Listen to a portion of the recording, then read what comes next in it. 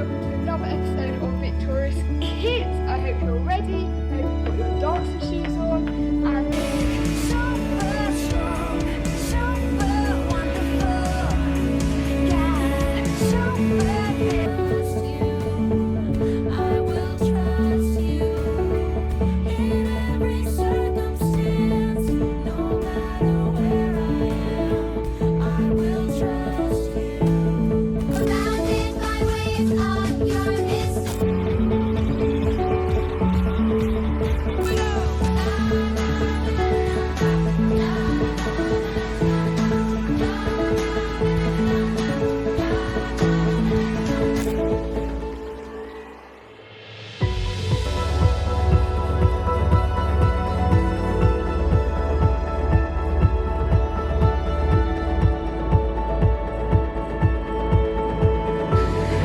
We are Victorious Kids.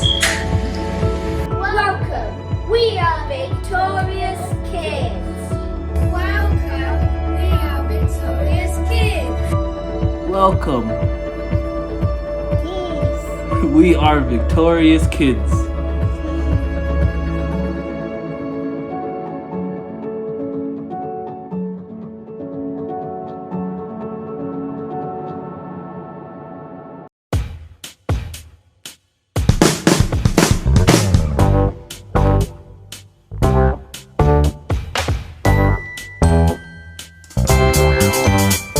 Shine from the inside out, that the world will see you live in me. Shine from the inside out, that the world will see you live in me.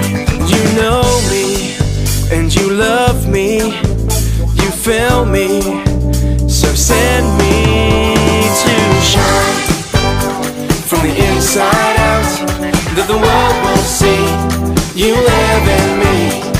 Shine from the inside out, that the world will see you live in me.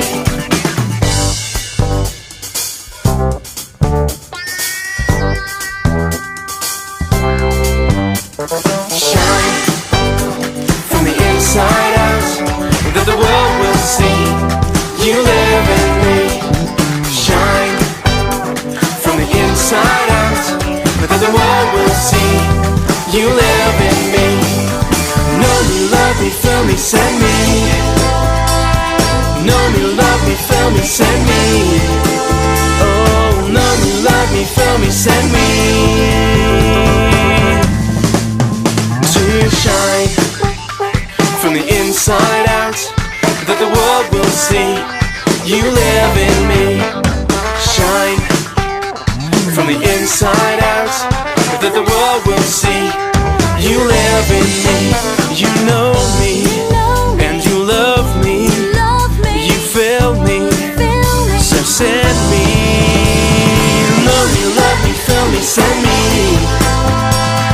Know me, love me, feel me, send me. Know me, love me, feel me, send me. To shine.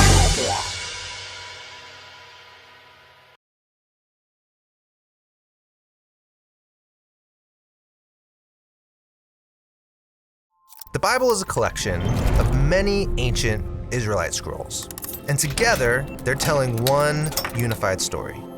Now, if you look at the second scroll, Exodus, you'll find two important sentences. They're actually so important that they're referenced and re-quoted over 20 more times within the Bible itself. It must be important. What does it say? Yahweh, Yahweh, that's God's name, a God compassionate and gracious, slow to anger, overflowing with loyal love and faithfulness. I can see why it's repeated so often. These attributes of God are really lovely. And the statement goes on. He maintains loyal love for thousands, forgiving iniquity, transgression, and sin. Yet he won't declare innocent the guilty. He will bring the iniquities of the fathers upon the children and grandchildren to the third and the fourth. Okay, hold on. This last part takes a bit of a turn.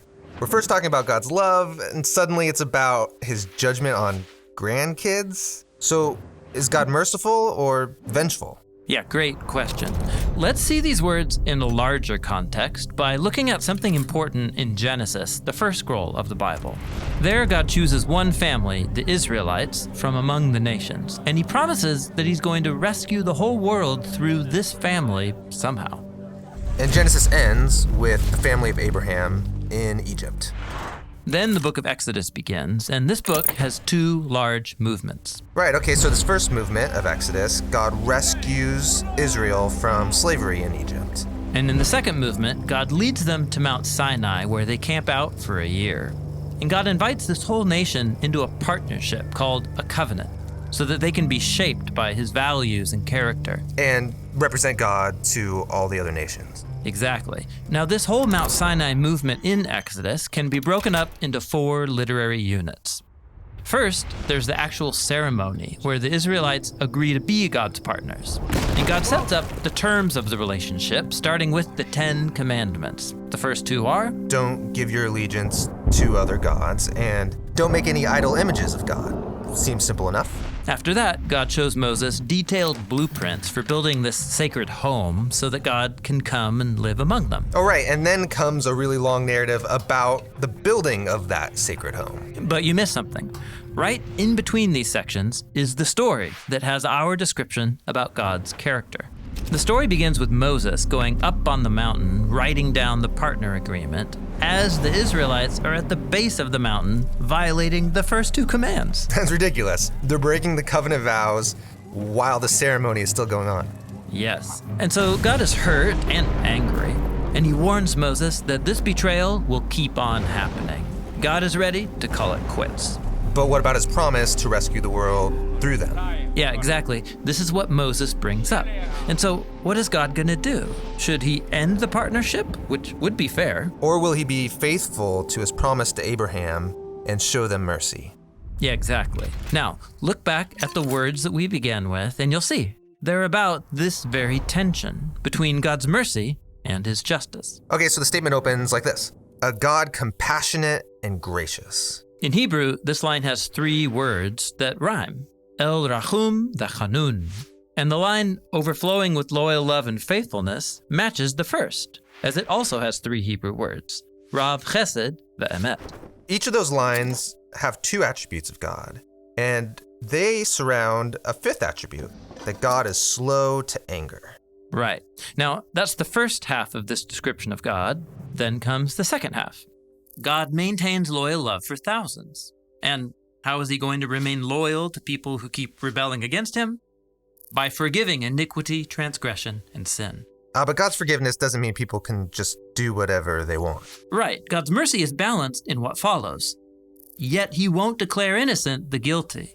He'll bring the iniquities of the fathers upon the children and grandchildren to the 3rd and the 4th. The 3rd and the 4th, what? Well, it's referring to generations of people who repeat their ancestors' rebellion against God. They'll get what they deserve. But notice, this small number of generations contrasts that massive number up above. God's loyal love to thousands. Right. And then check this out. God's forgiveness of iniquity in this line is contrasted with his justice on iniquity in this line.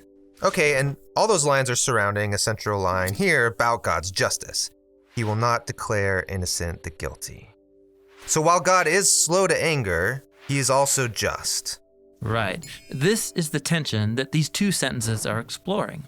How does a faithful and loyal God deal with such a rebellious people? This is the challenge God faces in this story, and it's the same challenge he faces in the whole biblical story as he works to rescue the world through this family. With that in mind, we can take a closer look at these 5 attributes that God declares about himself to Moses. A God compassionate and gracious, slow to anger, overflowing with loyal love and faithfulness. And we'll see how each one leads us deeper into the character of God and into the story of the Bible.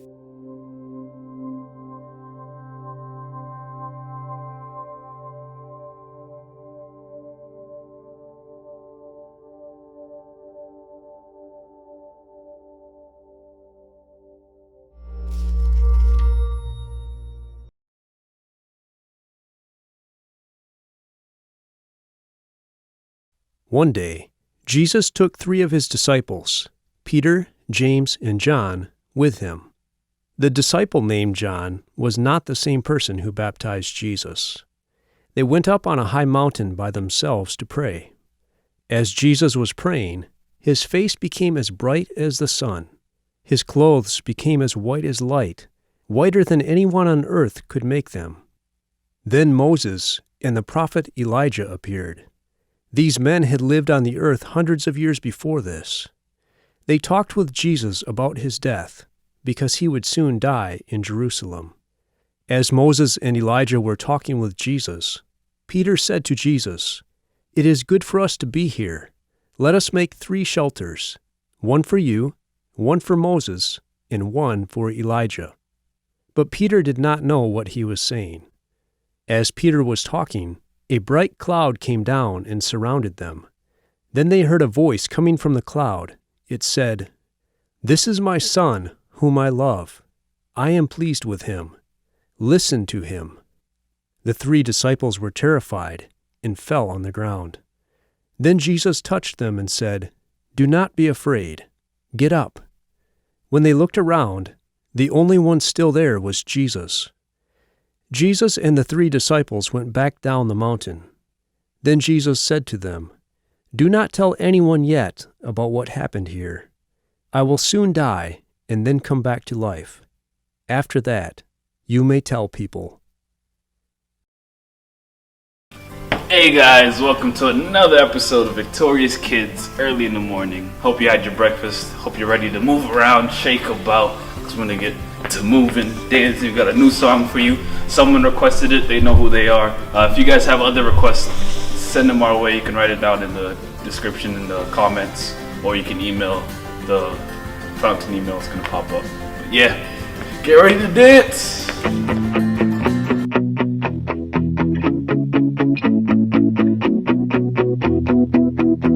My God is strong. He'll do anything big or small. Nothing is impossible for a super wonderful God.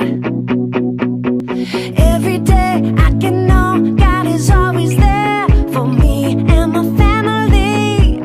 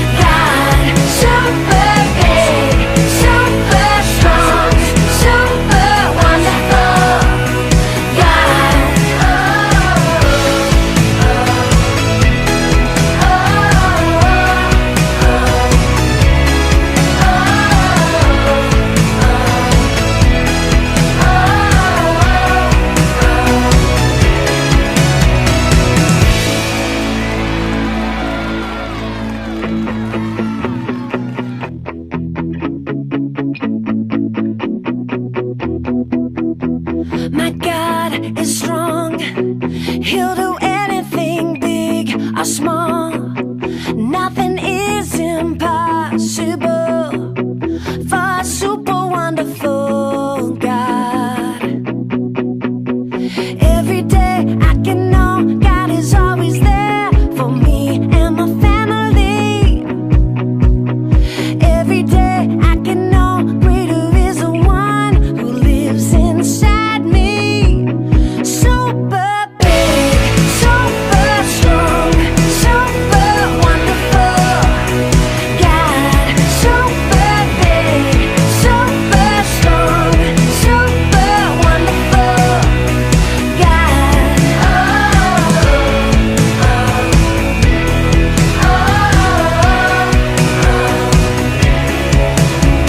Our God is strong. He'll do anything big or small. Nothing is impossible for a super wonderful God. Every day I can know God is always there for me and my family. Yeah, every day I can know greater is the one who lives inside me. Super big, super strong, super wonderful God. Super big, super strong, super wonderful God.